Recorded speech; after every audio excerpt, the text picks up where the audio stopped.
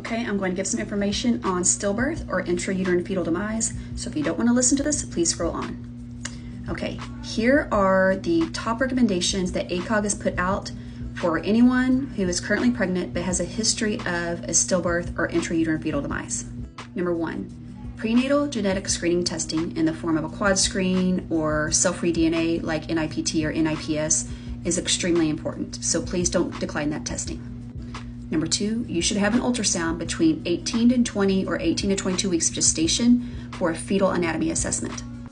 Number 3, you should have at least one ultrasound after 28 weeks to assess fetal growth. Number 4, if the IUFD or stillbirth was due to a certain maternal condition like diabetes, preeclampsia, hypertension, then fetal surveillance, which is typically in the form of BPPs or NSTs, should be part of the management regarding those specific conditions, meaning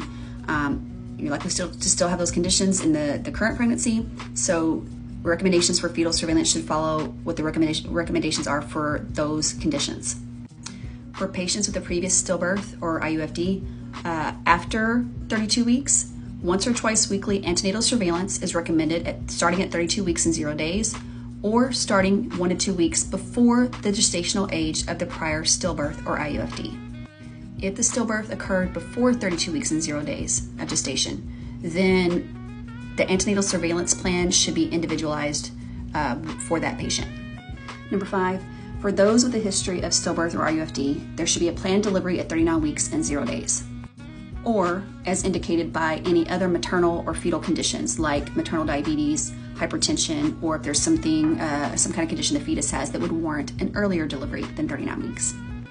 They go on to say, in cases of severe patient anxiety where there is a preference to proceed with early term delivery, which is 37 weeks and 0 days to 38 weeks and 6 days,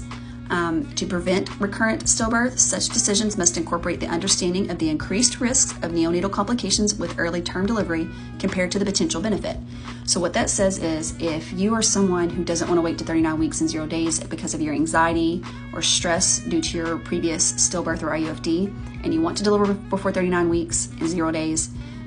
then that early term period is considered 37 and 0 days to 38 and 6 days. And if that is going to be the time period in which you deliver, then the risks of delivering during that period to the fetus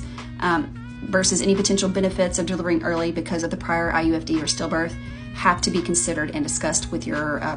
obstetrical care provider.